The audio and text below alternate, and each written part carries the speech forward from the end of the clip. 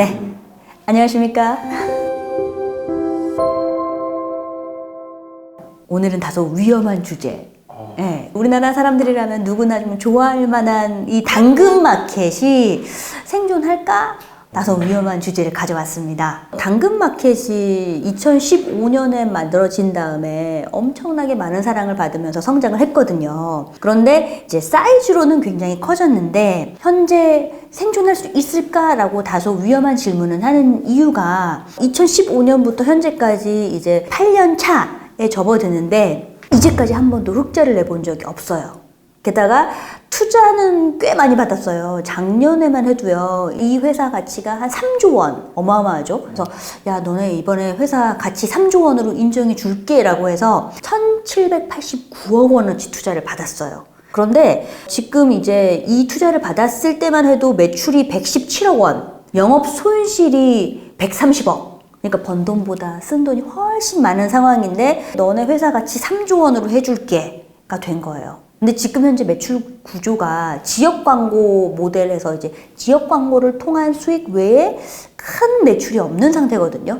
이제 매년 8년차 적자를 가지고 있는데 회사 가치는 유니콘 기업이라고 해서 엄청나게 큰 가치를 인정받고 있는데 이 만년 적자에 허덕이고 있어서 이걸 과연 극복해낼 수 있을까가 이제 오늘 좀 던진 화두예요. 그러면 이제 사람들이 너무 잘 아는 당근마켓 하면은 이 뜻이 당근인가? 라고 하는데 당신 근처의 직거래 마켓의 줄임말이 당근마켓이래요. 아, 진짜요? 네, 저도 이게 찾으면서 조금 그랬지 해서 알게 됐는데 이 서비스가 2015년에 지역 기반의 모바일 서비스로 성장을 했는데 처음에는 판교부터 시작했대요. 거기부터 시작을 해서 지금은 전국의 지역을 6,500개로 나눠가지고 거기에서 이제 동네 주민들끼리 서로 물건도 살 수 있으면서 각종 정보도 나누고 하는데 이게 얼만큼 컸나라고 찾아봤더니 지금 작년 기준으로 해서 가입자 수 2,200만 명. 그래서 이게 어느 정도냐 했더니 우리나라 국내 무료 앱 다운로드 순위 3위. 그래서 이게 대단해 했는데 카카오보다 높아요. 카카오톡이 6위고 유튜브가 7위, 인스타그램이 9위. 그래서 이제 여기 이런 걸 봤을 때는 와, 얘네 정말 2015년에 등장했는데 어마어마하게 성장했구나. 뭐 이런 걸 좀 알 수가 있었고요. 당근마켓이 이제 여기서 이제 핵심, 이들이 추구하는 목표가 있는데 이게 동네 이웃 간의 연결을 도와서 따뜻하고 활발한 이런 교류를 한다. 지역사회의 상생을 도모하겠다가 당근마켓의 목표라고 합니다. 이용자 수를 조금만 체크를 해보면 아까 얘기를 했잖아요. 다운로드 수, 가입자 수가 2,200만 명. 근데 MAU라고 하는데 한 달 활성 사용자 수가 1,500만 명. 그리고 이제 일주일 사용자도 1,000만 명을 이제 찍기도 했다고 해요. 근데 여기에서 중요한 점은 1,500만 명이 하루에 만약에 들어온다. 그럼 평균적으로 20분 정도 머문대요. 그래서 체류 시간이 20분이라는 건 플랫폼 기업에서 어마어마한 거예요. 이게 왜냐면 우리 PD님이 뭐 지그재그 뭐 무신사 이런 게 들어왔다. 근데 20분 동안 여기서 막 본다는 건 제품을 사겠다는 의지가 있는 거잖아요. 그렇죠. 네, 그래서 적어도 막 20분이나 뒤적뒤적하면 와, 내가 투자한 시간이 아까워서라도 장바구니 뭐 하나 담는다 이 생각을 하거든요. 마찬가지로 당근마켓에 이렇게 체류 시간이 긴다는 건 그만큼 무언가를 활동하고 서로 이제 상호작용하는 시간이 많다는 거기 때문에 플랫폼 입장에서는 돈을 벌 수 있는 기회가 많아진다는 걸 의미하거든요. 이렇게 20분 동안 사람들이 이용을 하는데 네. 적자를 내기가 힘들지 않나요? 광고를 달아도 흑자가 날 것 같아요. 제가 살펴봤더니 작년은 매출이 257억이 났는데요. 257억이 뭘로 벌었나 했더니 지역 소상공인의 배너 광고, 지역 광고가 255억 원. 그러니까 257억 중에 거의 막 90몇 프로 이상이 지역 광고인데 이거는 이제 수수료도 굉장히 낮아요. 되게 낮은 광고로 인한 수익 창출이 255억이었고 사실 거래 수수료나 이런 걸로도 돈을 벌만한데 이런 쪽에서는 수익을 못 냈어요. 그래서 나중에 얘기하겠지만 번개장터나 막 크림 이런 친구들은 거래 수수료가 있잖아요. 그래서 거래 수수료 수익이 상당히 잡히는데 혹시 당근페이는 사용해 보신 적 있으세요? 써봤어요. 써봤어요. 당근페이 해보셨으면 아시잖아요. 이제 채팅방에서 같이 막 얘기하다가, 그러면 할게요. 라고 해서 송금하기 누르면, 맞아요. 그냥 돈을 서로 이제 주고받고 할 수 있는데, 거기에 수수료를 붙일 법도 한데, 이 수수료도 없어요. 그냥 돈을 벌기 싫은 거 아니에요? 그래서 현재 보니까 당근마켓도 그래도 나름대로 좀 준비하고 있는 게 최근에 모바일 앱 분류를 원래는 소셜이었는데 쇼핑으로 카테고리를 바꿨대요. 그것만 봐도 얘네 이제 돈 버는 뭐 하겠네? 그래서 실제 보니까 AI 머신러닝도 도입을 해서 이제 맞춤형 어떤 커머스로 하겠다. 간편 결제인 당근페이 하겠다.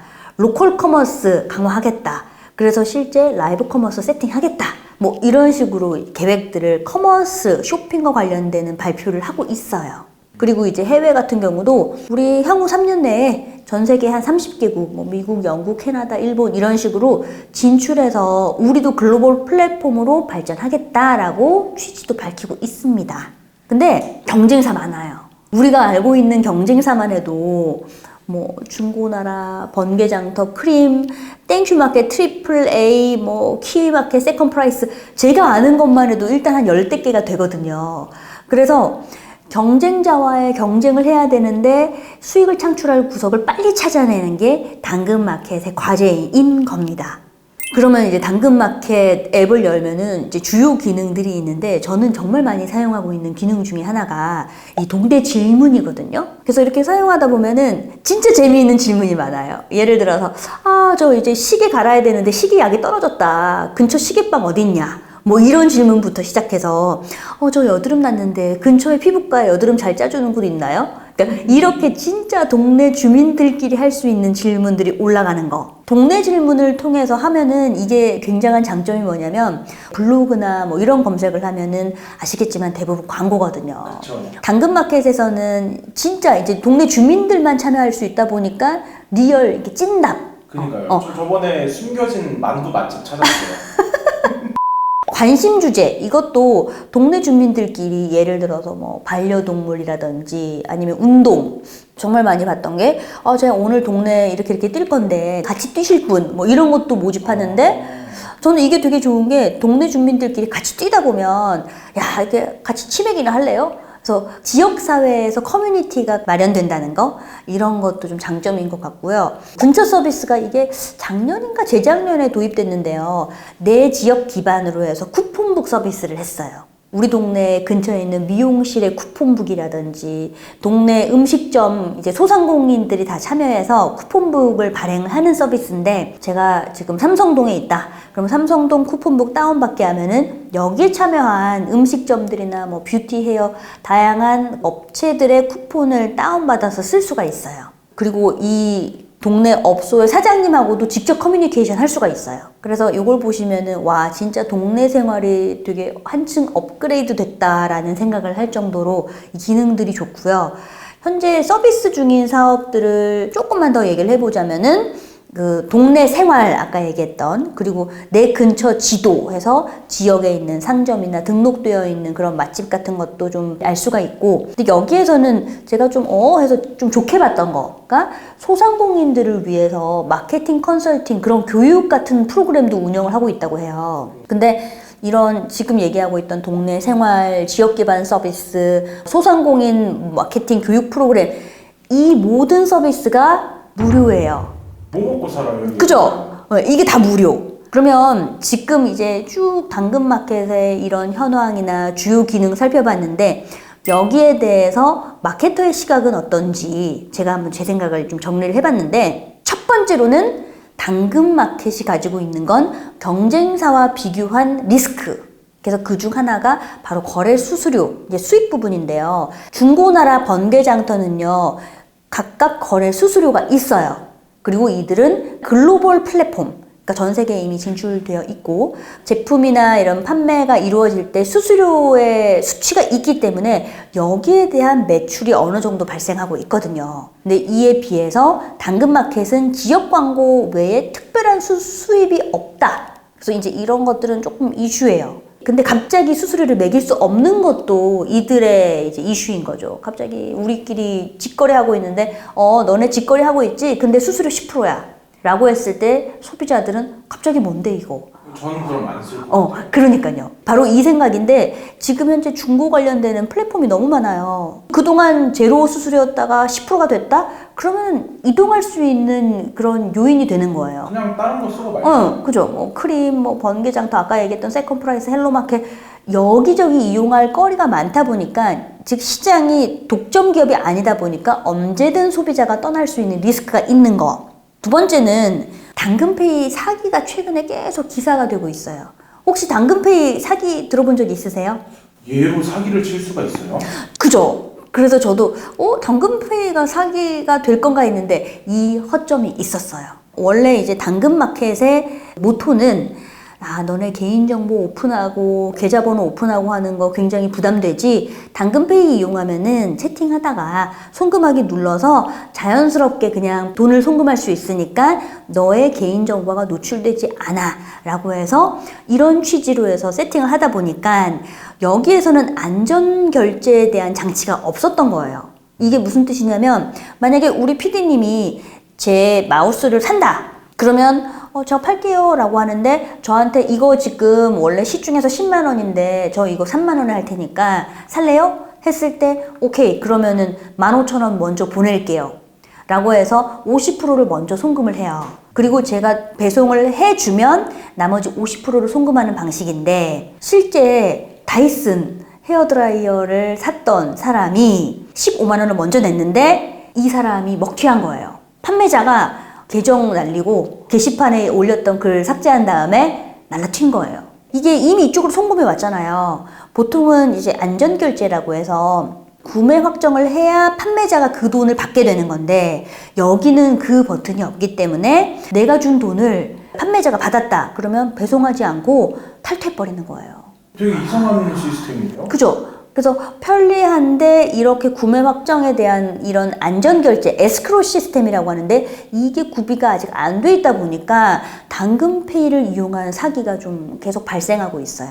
그래서 이런 부분에 대한 이슈가 있다는 거. 두 번째로는요, 이제 아까부터 얘기했지만 번 돈보다 나간 돈이 많다는 거. 근데 당근 마켓이 현재 회사의 가치가 무려 3조나 인정을 받았는데 작년에 257억 벌었잖아요. 근데 영업 손실이 350억. 그래서 250억 벌고 350억 나간 거예요. 그래서 야 이거 다 어디다 쓴 거야? 라고 했을 때 보니까 인건비, 개발비, 광고비. 작년에 257억 벌었잖아요. 인건비로 160억이 나갔어요. 다 사람을 유지하는데 고정비가 어마어마하게 들었다는 거. 그러니까 이게 이 플랫폼 기업들을 이제 운영하는 데 있어서 우리 같은 이제 마케터나 이제 시장에서 바라보는 사람들이 와, 이거 번 돈보다 나간 돈이 계속 이런 식으로 많아지면 누적되는 적자가 이렇게 쌓일 텐데 버틸 수 있을까? 라는 게 이제 시장의 질문인 거죠. 게다가 내가 돈 좀 벌어보려고 수수료 올리려고 하면은 소비자는 그럼 딴 거 쓰지 뭐 해서 이동해버린다는 거죠. 그러니까 이제 시장에서 궁금해하는 점은 무려 3조 원의 가치를 받고 1,789억 원의 대규모의 투자를 받았는데 이들은 과연 현재의 수익 구조만을 가지고 생존해 나갈 수 있을까가 이제 질문을 던질 수밖에 없는 거죠. 오늘 준비한 콘텐츠가 마음에 드셨다면 구독, 좋아요, 알림 설정 부탁드립니다. 다음 시간에 준비한 에피소드는요, 반란의 꼼수입니다. 최근에 이 반란에서 웹예능 프로그램 내구왕에 나왔는데 이게 후폭풍이 좀 밀고 있는데 어떤 이슈였는지 한번 살펴볼게요.